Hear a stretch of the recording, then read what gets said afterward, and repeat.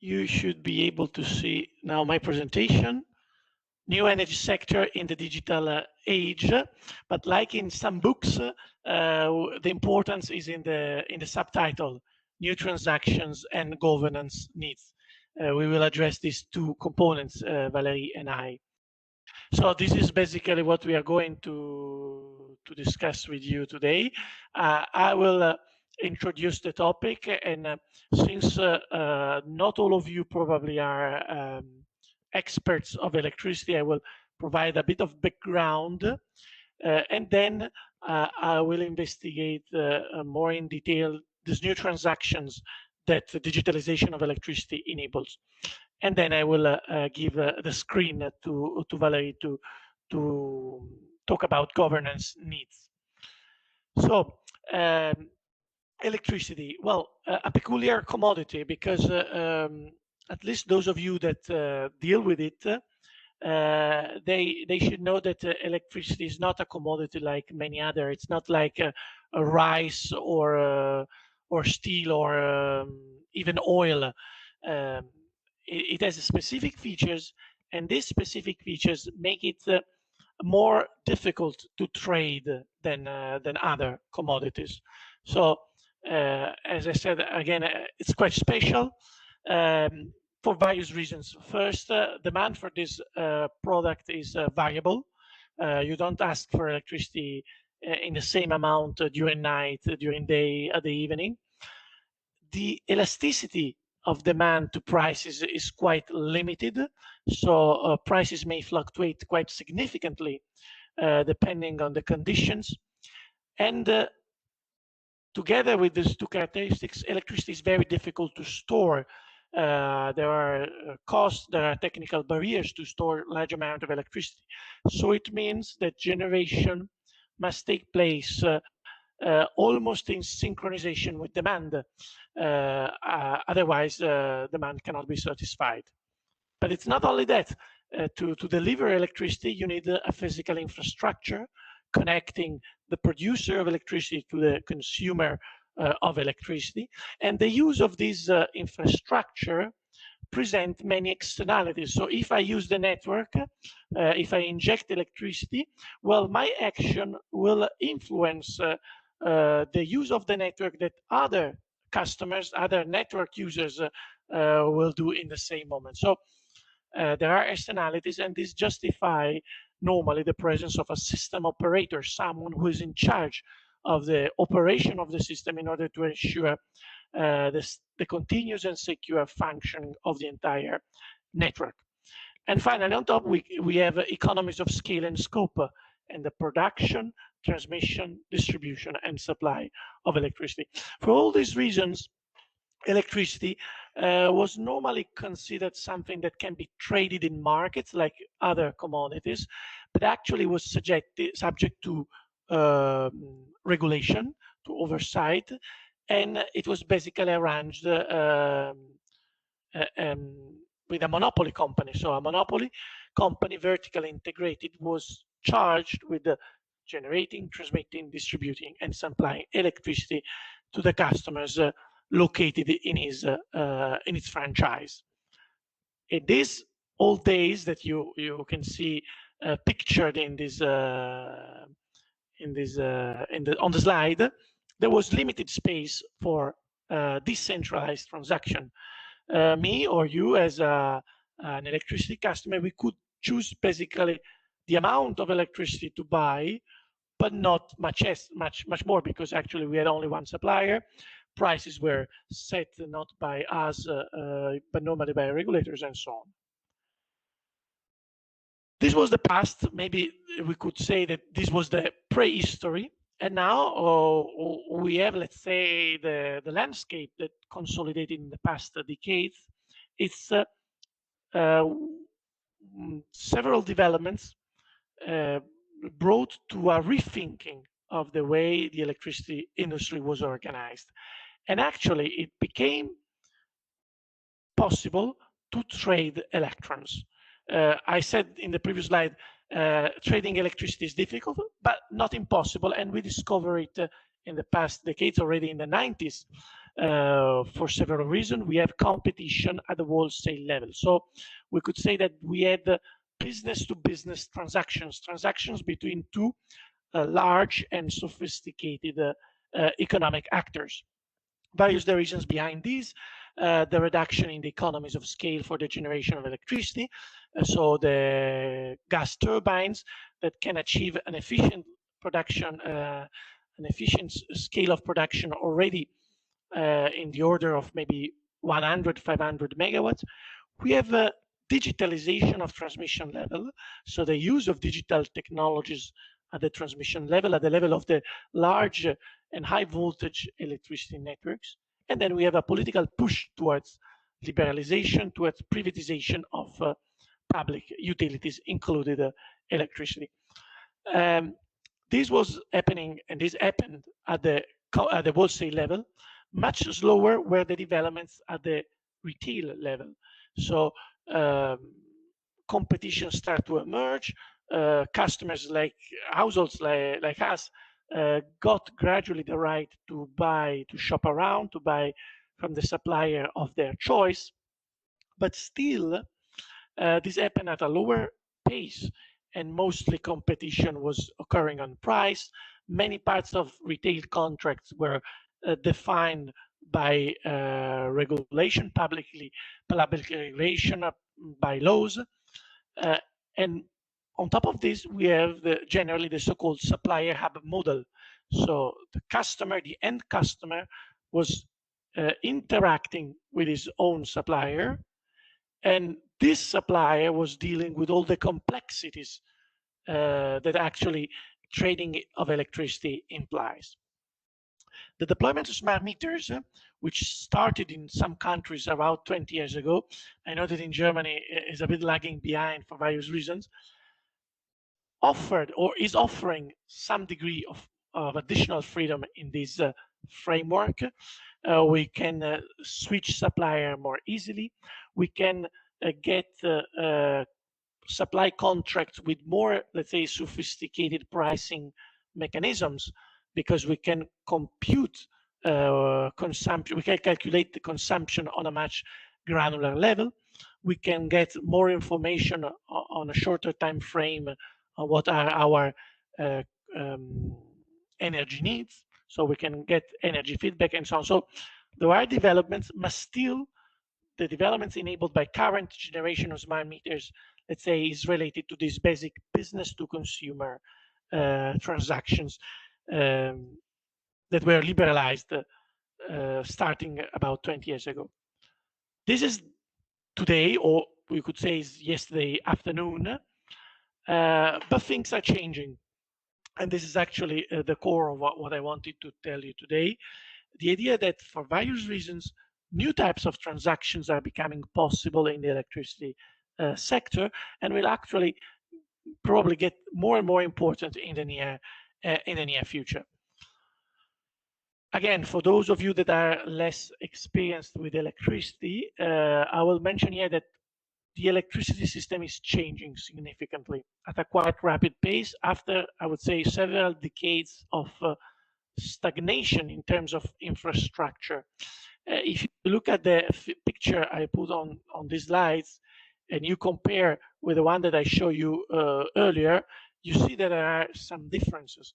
Indeed, we are moving from a centralized system with unidirectional power flows from large generation assets to final end users connected at the distribution level. We're moving from this world to a world where there is a much more decentralized system, where generation occurs both at the large scale and at the small scale. We have a lot of generation connected at the distribution level, where we have bidirectional flows of power, but also of information. And this is the result of the so-called 3Ds, which are at play in electricity since already a few years. Decentralization, so we have more generation assets spread everywhere in the system.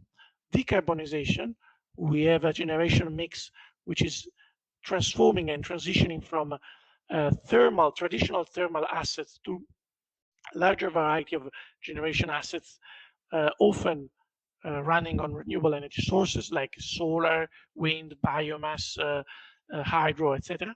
And then we have digitalization, so the application of ICT, the creation of a virtual layer on top of the physical layer of the electricity infrastructure, and all the changes that it heralds.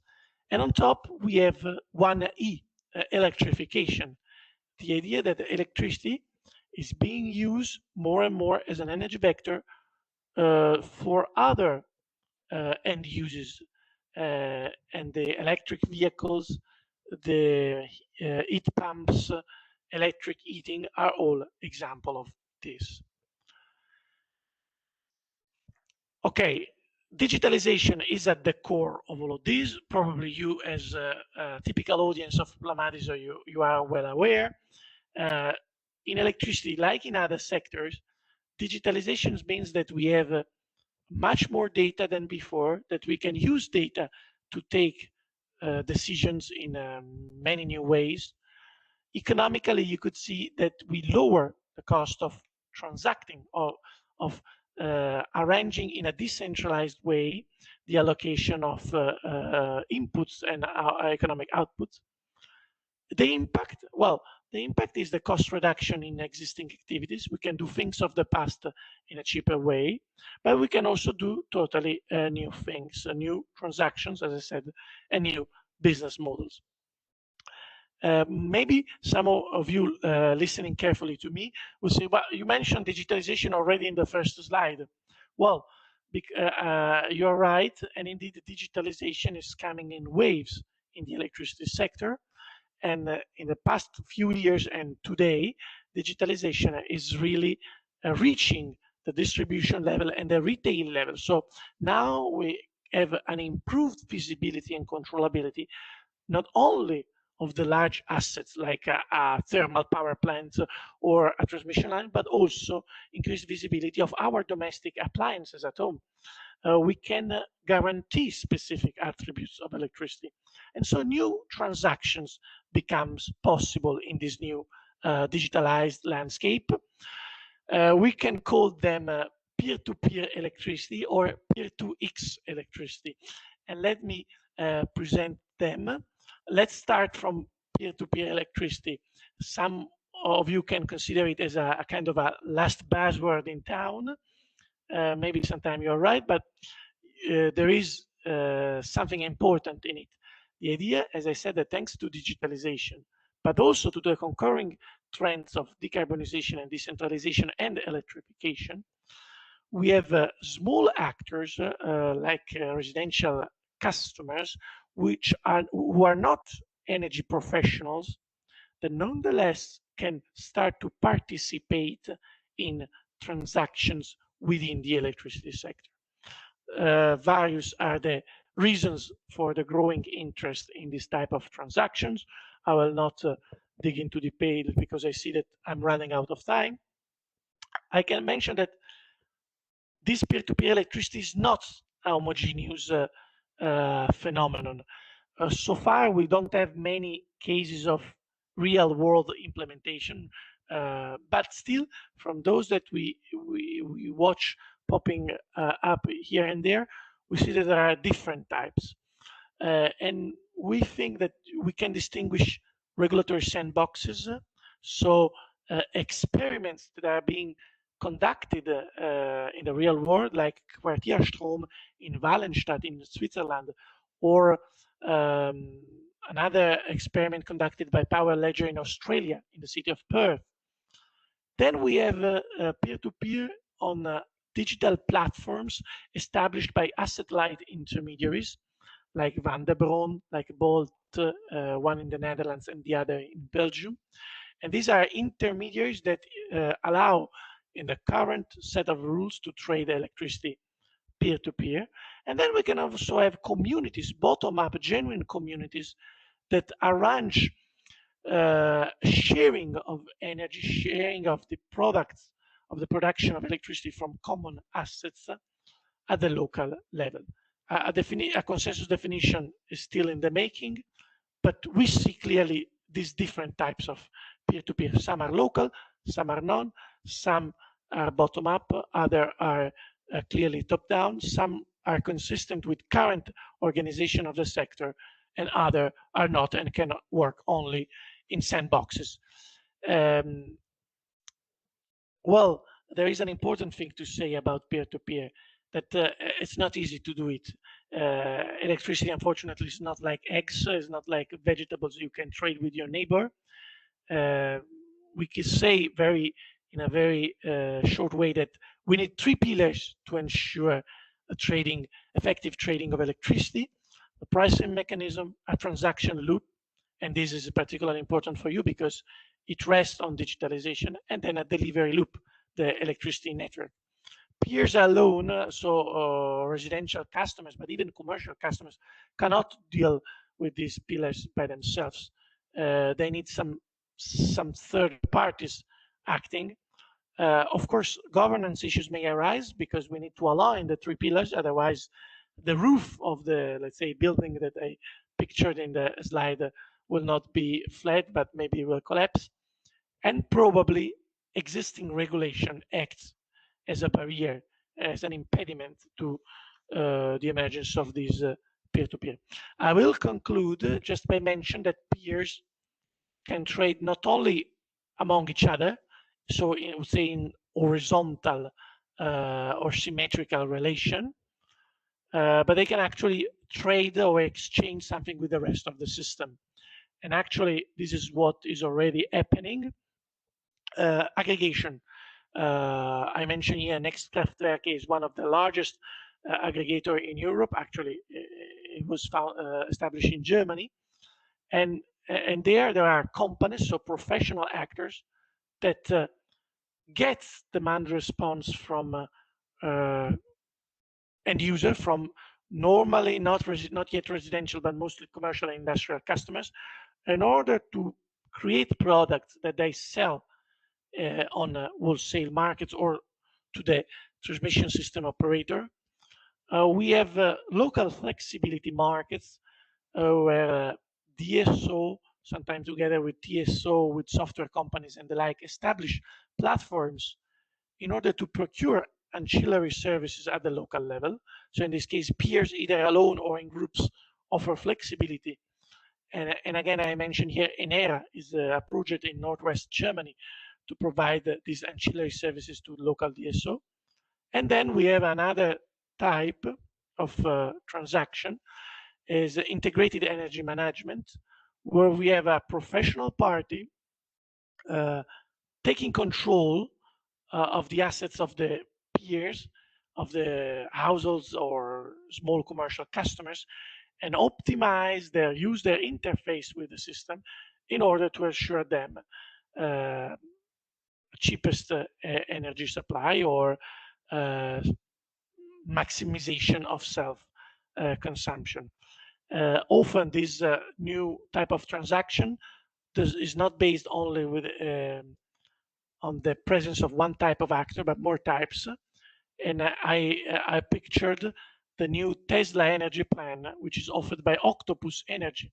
So an energy retailer in Britain partnering with a technology or company, Tesla, to offer an integrated service to their small customers. And with this, I leave the screen to Valerie. Thank you. Thank you, Nicolò. I will share my screen. And I will go into full screen mode, so you should be able to see it. Okay, so good afternoon also from my side, and thank you for the invitation. So as Nicolò already discussed, indeed, digitalization enables new transactions and therefore also new types of services. And that can be services that the consumer consumes, but it can also be services that the consumer offers to the system.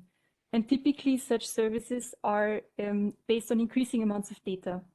And in energy, we, on a high level, I mean, there are different types of data, but on a high level, we distinguish between network, market, consumer, and external data. And today it's mainly about the consumer data that I want to talk about. And for the different types of services, you need different combinations of these data. But more fundamentally than that, the data needs to be available. So it needs to be at all possible to get it. It needs to be accessible. so somehow easy to reach and easy to use, and also needs to be interoperable. And this is what I want to focus on mainly today, because in Florence we have been following an emerging discussion on interoperability in energy. And we have also recently conducted research on interoperability governance and scope of interoperability. And just to, as an introduction, basically to explain a bit what interoperability means. So for an electricity consumer, for example, imagine that you recently bought an electric vehicle and now you want to install your charger, the electric charging station, the vehicle charging station in your garage. So ideally, what you do is you plug the charger into the station, you provide some authentication information, like you connect to your Wi-Fi, and then you maybe connect to your energy service provider account that you already have. You may have to register or confirm your registration via an email. You choose a tariff that suits your needs, and you're basically good to go. So this is ideally what you do, and what you then get from it is depending on the service that you chose to consume or provide, and on the preference that you set. You receive a reduction in your electricity bill at the end of the year, ideally. And sometimes you could, for example, also see your battery being charged or discharged. And this is the ideal plug and play experience of interoperability of the consumer. It's not always the case, but it's like the ultimate interoperability goal, let's say. This is what you see as a consumer, but what you don't see is that in order for you to be able to experience that, there are a lot of different agreements that have to be made by a lot of different parties on a lot of different levels to make that happen. And those range from very technical agreements on formats and structures of messages. So in our EV example, it could be the handshake that allows the information between the charging station and the energy service provider's system. Could also be an automatic configuration that happens so that the owner of the EV doesn't have to take account of that. But that's the very technical part. Then it ranges beyond that, because there are a lot of organizations involved. You can think about your supplier, your network operator. Perhaps you contracted with an aggregator. So there are already 3 different types of organizations that are involved, plus the manufacturer of your charging station. And all of these organizations have to somehow agree on providing you with that service. And they have internal IT and business procedures that need to be aligned to a certain extent. And they also need to understand that they are, let's say, partnering and competing in an interoperable manner, also somehow, creates health in the industry and also provides a better service to the consumer. And last but not least, also policy, legislation, and regulation have to be aligned in order to enable these new types of transaction, new types of services. And increasingly, and especially when it comes to electric mobility, this is relevant across borders, because you don't want to ride or to conduct your EV only in Germany. You also want to do it maybe somewhere else. And in many sectors, there have been these models that you see on the right, the conceptual interoperability frameworks been elaborated that help guide the discussion on this. So they help you understand where these sort of agreements are needed and between which actors. And I don't want to go into detail, but just to say that what you see on the slide is the dominant model in electricity. It has been elaborated in a context of standardization. So it really focuses on more the technical levels for which standards are necessary. And it maybe doesn't put a lot of attention on 2 dimensions that we think are important. And you can also see that when you look to other sectors. And this is, for example, legal interoperability, which means that organizations that operate under different legal frameworks can actually work together, and that legislation is not a barrier. And also that you need, if there are different legislations across borders, you need mechanisms to somehow deal with that. And the second dimension that is lacking, at least, or lagging in the electricity sector is governance. And maybe I can illustrate why governance is important, because interoperability indeed is not a one-off task. So it's not that you say, okay, I want to achieve interoperability, I will select these standards, I will implement them, and done. It's more a continual requirement it's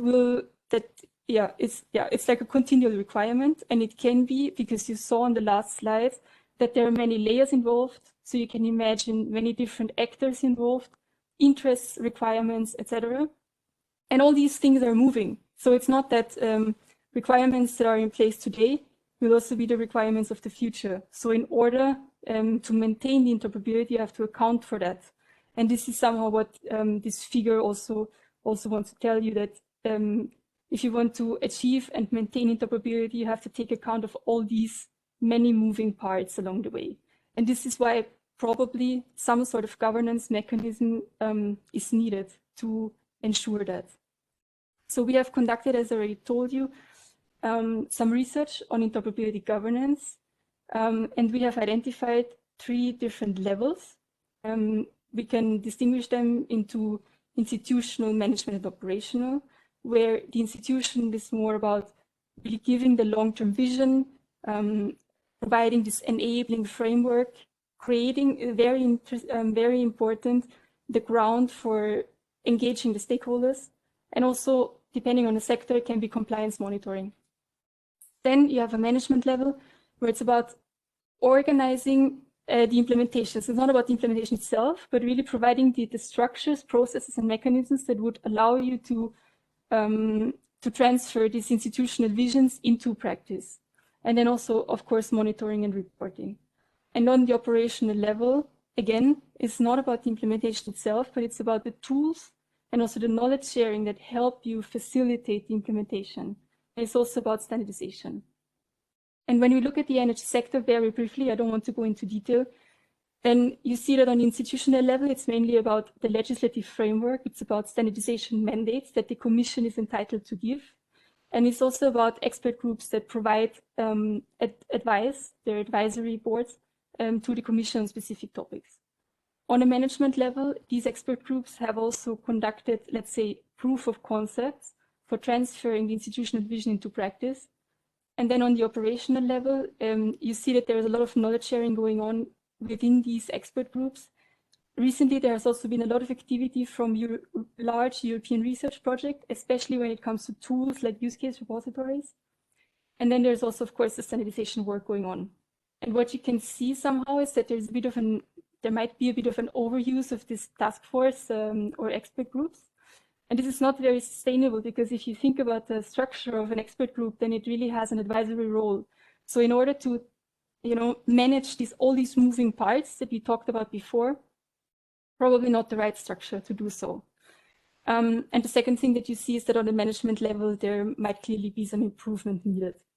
So we were thinking about, well, how we could go forward. And then we said, okay, but electricity is not the only, or energy is not the only sector that is facing these interoperability issues and that has to find solutions. So why not look to other sectors for inspiration?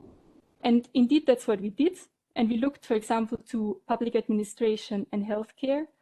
There are also other sectors that we could have looked at, but these, although the structure of the sector might somehow be different, they share common challenges and also common visions.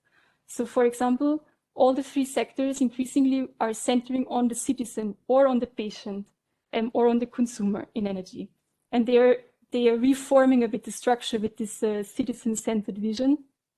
And also they traditionally have operated in silos, so be it on the business side, but also on the IT side. And they need to overcome these things. And what we found by looking at the other sectors is, for example, that on the institutional level in public administration, there's a very strong alignment between the EU and the national levels. And that's also supported by even funding programs. So there has really been set up a governance framework on institutional level since the mid-1990s to enable data sharing between public administrations across borders. And there is also an integrated framework for monitoring, assessing, and reporting the progress at the national level that is actually administered by the Commission. So we thought, that could provide maybe some inspiration also for energy. And then in healthcare, I admit that, or I have to say that this might need a bit of a differentiated analysis, but because there are different structures being set up. But one element that can bring some inspiration is that they have seen the emergence of some very specific governance structures for very specific services. And this is, for example, the implementation and testing of standards-based interoperability of healthcare IT system and devices. And it's a very unique approach that is based on a collaboration between vendors and users, and it even has a dedicated management entity. So just to be clear, we're not saying that we should adopt exactly these things or copy them. We're more saying that we could look what they are doing and take a bit of inspiration. And I will take some water. The other element is that inspiration can not only come from other sectors, it can actually even come from within the electricity sector. And this is because another finding that we have is that interoperability is increasingly a cross-sectoral topic. And this has been clear also in the trend of governments across Europe that are increasingly looking to other sectors, actually, as we did in the research. But then this is, it's very obvious on the institutional level in the strategies of the governments.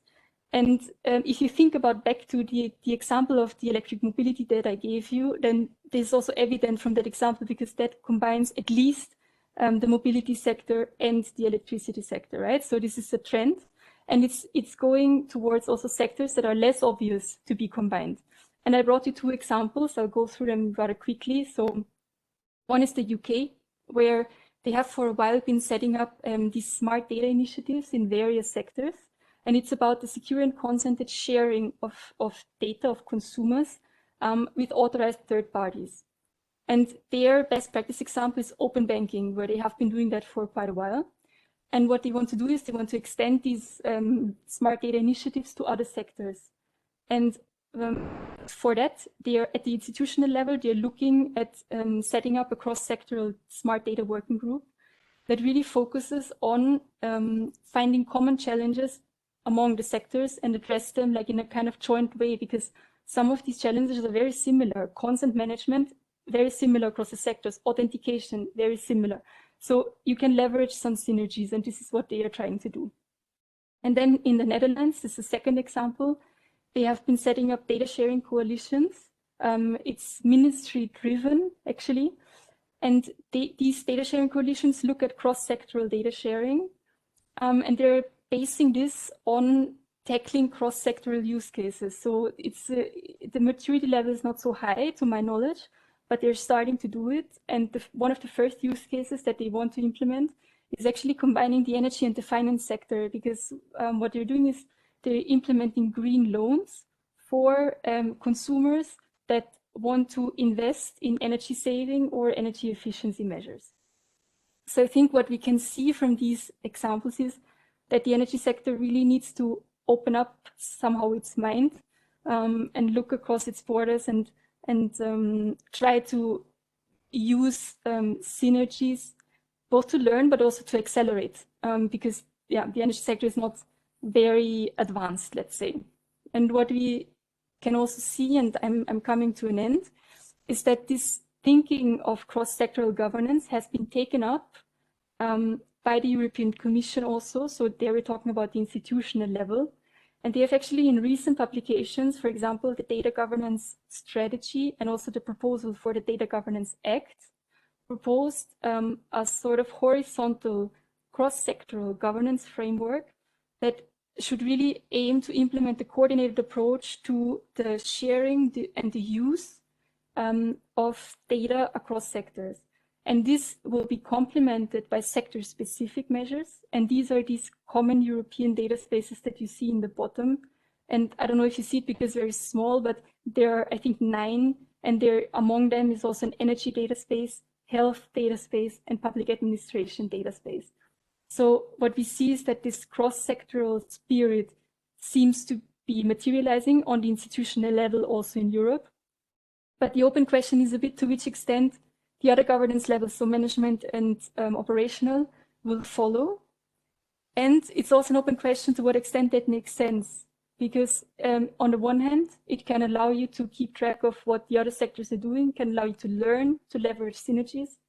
On the other hand, considering the fact that it would add more requirements and more actors around the table, can also increase the complexity and therefore can render it also unmanageable, let's say. So I would say this is an open issue, and it's very interesting to see where this will be going. And then I just have conclusions, but I realized that probably I should have put conclusions for both Nicolò and me. So I'll keep this very short. Conclusions for my part are that, or takeaways maybe, is that interoperability is much more than technicality. So it's really a multidimensional issue. We think that in energy, more attention should be given to the upper levels of the framework, so legal, policy, regulation, and that probably the concept of interoperability governance needs to be further or at all developed, and that we can be supported by being inspired by other sectors and add tools to the toolbox without copying their approaches. And we can also be inspired by the national level energy by going, for example, partially where it makes sense for cross-sectoral governance. And if you're interested to dig in deeper, Nicolò and I also provided quite some resources if you have time. And with that, I say thank you. And of course, we're available for questions.